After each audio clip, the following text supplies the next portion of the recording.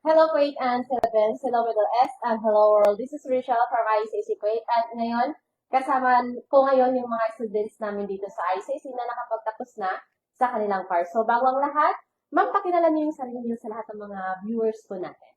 Hi, good morning. I'm Cindy Sandagan Espinosa. Good morning po. My name is Eden Ikotayo.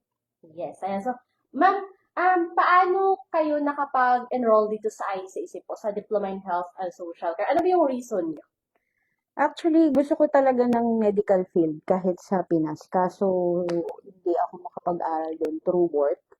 So, nung na-discover ko yung ICSA na meron silang klase during my off, ginarab ko yung opportunity na makapag-aral. Same din sa akin since nagtatrabaho ako sa one of the dental center here. So, mga friends ko, lahat sila nurses. So, they, parang na-influence na lang din. So, one of my friends also na pumapasok dito as, hindi sa health and Ibang social, course ibang yun. course. So, parang nirefer niyo to sa akin. Yan. So, ano yung, kasi bilang isang OFW, ang dami nating mga iniisip, especially sa family natin, di ba? Ang dami nating, lahat kasi tayo dumaan ng mga trials din, may mga problema tayo. Ano yung nag-motivate sa inyo para mag-aral ulit po? Siyempre, more on greener pasture. True. Siyempre, di ba? Mas marami kang knowledge, mas marami kang certificates na makukuha. Mas more on Marami. greener Gusto natin pasture. mag-level up Yes, po. level up. Kaya atin pong stay na lang po. Oo, dapat every step Non-stop ng learning life, po. kailangan meron kang lagi ka natututunan, nag-earn ka ng Should mga be ganun. non-stop learning. Yes. Kasi ang hirap ng ano natin, yung sarili natin pag nagiging stagnant tayo. Usually. So, kasi bilang isang OFW, yun na yung ano natin, kumbaga, anong tawag dito? Kumbaga sa business, kumbaga sa mga artista, yung puhunan nila is yung mukha or ano, di ba? Yung sa atin, yung puhunan natin is yung skills natin, yung credentials natin, para magkaroon tayo ng mas magandang opportunity na mag-pursue para ma-achieve natin yung goal natin. Kasi, bilang isang OFW kasi, ang dami nating gustong abutin, especially in terms sa family natin, na gusto natin sila mabigyan ng magandang buhay. So, para magawa natin yun, kailangan natin siyang umpisahan sa sarili natin. Dapat may backup po. Oo, dapat may second plan ka. Pag hindi na agad yung isa, dapat meron kang second na dapat gawin sa sarili mo. Katulad lang din ng business, kailangan mo may contingency plan. Yes, So, yes. sa atin din, kailangan din natin nun yun. Kasi di naman natin alam na forever na ba Kaya tayo nga. dito sa Kuwait. So, malay mo, biglang darating yung opportunity na, makapunta pa tayo ng Canada or sa UK. At least may prepared prepared tayo, ka na. diba? So, paano yun siya, ma'am, na-manage yung pag-aaral nyo at the same time yung sa trabaho? Kasi, syempre, medyo higpit yung mga schedules natin. Hindi naman kasi tayo pumunta dito para mag-aral. Pumunta tayo dito para sa trabaho natin, di ba? So, paano siya na-manage po? Sa akin, mahirap talaga kasi dun sa work ko, pagod ka na tapos mag-aaral ka pa. Kailangan mo lang talaga mag-alat ng time, tapos kailangan focus ka kung ano yung gusto mong mangyari, gusto mong matapos. Yun talaga. Kailangan may dedication ka din para dun sa pag-aaral mo. Para matapos mo siya. Mahirap siya bilang OFW, bilang nagtatrabaho, mahirap mag-aral. Pero dapat, kung gusto mong abutin yung pangarap mo, dapat simulan mo. Dapat pagtiyagaan. So, kailangan lang talaga na magiging focus ka sa goal mo. Kailangan ng determination para matapos yung mga modules. Kasi, iba yung modules Iba yung modules na pinag-aaralan nyo. At the same time, iba din yung process natin yung way ng pag-aaral natin sa Pilipinas. Kasi more on enumeration, more on fill in the blanks. Tsaka sa age mo nito, kailangan mong gamitin na maigi yung utak mo. Kasi nung bata tayo, siyempre fresh pa yung utak natin, tapos biglang, di ba? Ay, ang dami na kasi, ang hirap na. Parang ang hirap na i-absorb yung mga pinag-aaralan natin. At the same time, alam mo yung, ang tagal nating nahinto sa pag-aaral. Tapos biglang, mag-aaral na naman ulit. Yes, diba? So, ano yung mga, advice niyo sa mga classmates niyo na ongoing yun sa paggawa ng kanilang mga modules? Sa mga classmates ko, go lang. Mahirap sa umpisa, syempre. Pero nandiyan naman si Sir Mark, nandiyan din naman kayo para i-guide yung mga fresh at saka yung mga parating na students. maglaan lang talaga ng time para magawa yung mga bagay na para sa schools. Tapos, kapit lang. Magsusumikap Oo, para sa mga gusto nating abutin. Yes. Andito yung ICSA. Sila Mm-mm. yung partner natin sa Sa success. goals natin. Yes. Yes. Ayan. So, ito yung patunay na walang imposible kung Yes. ikaw is merong dedication na ma-achieve yung goal mo. Kasi, sabi nga natin kanina, kailangan natin siyang umpisahan sa sarili natin kasi hindi natin alam kung kailan darating yung opportunity para sa atin. So, at least, equipped na tayo, meron na tayong mga knowledge, and of course, yung credentials. Kasi, pag nag-apply tayo ng trabaho, tatanungin ka, ano ba yung qualifications mo? Ano ba yung natapos mo? Diba? Yun yung number one talaga At na least, tinatanong. Prepared ka. Yes, di ba?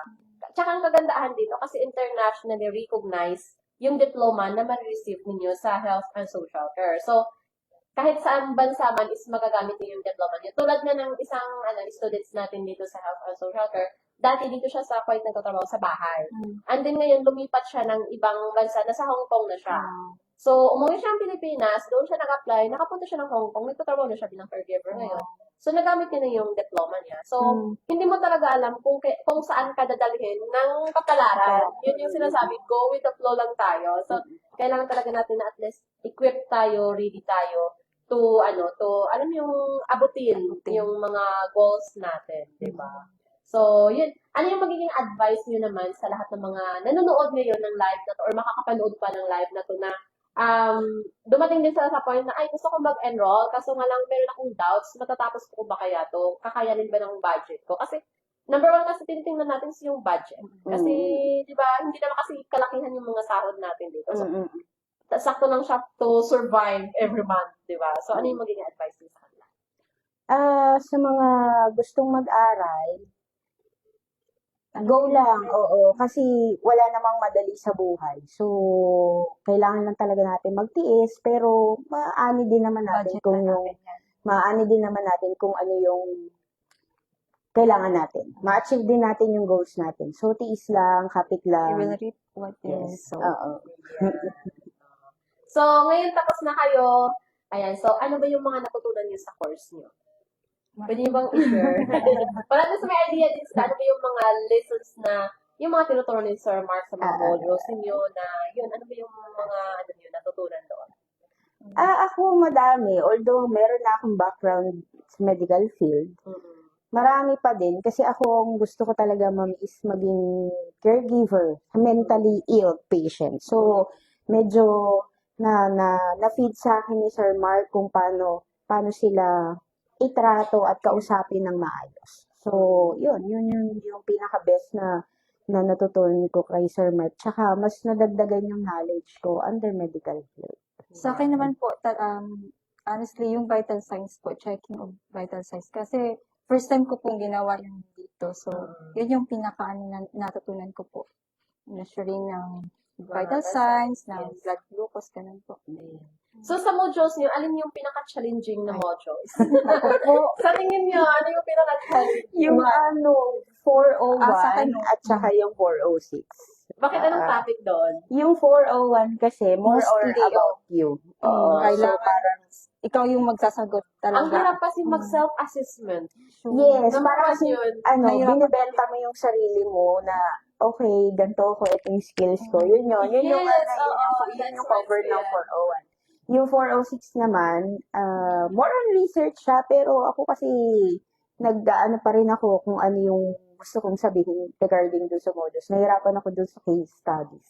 Sabi ko nga kanina kay sir, sabi ko, ang hirap sir ng case studies kasi although may mga experience naman na ako about dun sa modules, so mahirap pa rin. Doon ako nahirapan. Kasi parang practical experience niyo yun. Ilalagay niyo talaga yung parang objectives niyo sa mga Hirap talaga nangyayari. sa one. yung Kumbaga parang naglalagay ka ng report. yes. Diba? Yung 1 more on sa'yo, tapos yung 406, yung pinakadulo, is more on dun sa experience practical na. Experience na talaga. Yun na yung ilalagay niyo doon. Mm-mm. So in case na nandito kayo sa posisyon na to, nag-aalaga na kayo ng patient, and then Oo. merong nangyari. Oo. Ano yung mga first step niyo na gagawin? Yun yung pinaka-assessment mo na sa pasyente, yun doon sa 406. Yun. Kaya medyo nahirapan. Pero okay lang. So, gumamit pa kayo ng personality test doon sa 401 nyo? Kasi syempre, ang hirap Oo. Mas maganda pa yung i-assist mo siya kaysa yung sarili mo, di ba? Yun nga, like nung sinasabi ko, kailangan mo ibenta at saka kailangan mabenta ka. Ganyan. Kailangan mo talagang gandahan yung assessment mo sa sarili mo. Pero minsan inisip mo, ako ba to? Yes. Ayan. So, yun, congratulations and thank you so much po. sa pag-contact dito sa ating live update. Ayan. So, at least ngayon, isa mga nakakapanood nito is ma-prove nila na yun, si ICSA is isa talaga sa tulay para ma-achieve mo yung goal mo. Kasi si ICSA is nasa 23 years na dito sa Kuwait na nagbibigay ng service, nag-offer ng mga courses sa lahat ng mga OFW. So, I guess nasa ilang thousands na yung nakapagtapos dito at nakapagtrabaho na rin sa mas magandang trabaho. So, nagkaroon na ng magandang opportunity na yun. Kasi minsan, marami pa kasing nagtatanong na, legit ba kayo? Ayan, so, ano ba yung school nyo? So, at least, kaya nga nagbibigay kami ng mga interviews to prove na ang ICS is legit talaga. Kasi may mga nakapagtapos, hindi lang, tsaka live tayo eh. Walang record dito, hindi na siya may edit kasi naka-live tayo. Kung ano yung mga pinagsasabi namin dito, is live na live yun na nag-uusap kami dito. So, wala siyang editing.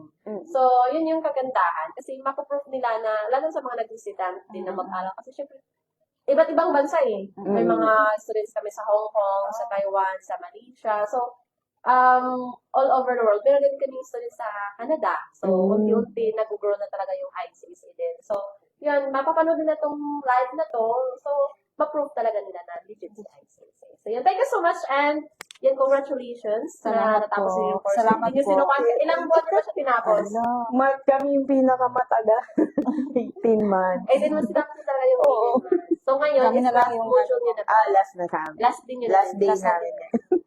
So, yun, maraming salamat sa lahat ng mga nanood po dito sa aming live. Ayan, so, sa mga nakapanood ng kwento ni Ma'am Cindy and ni Ma'am, yes, Ma'am Edith.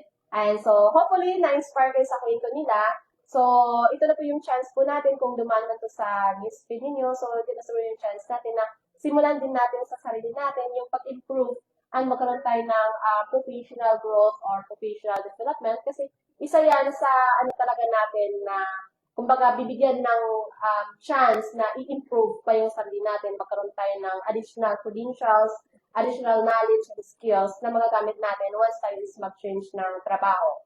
So, message na po kayo sa aming WhatsApp number, +965-99302850.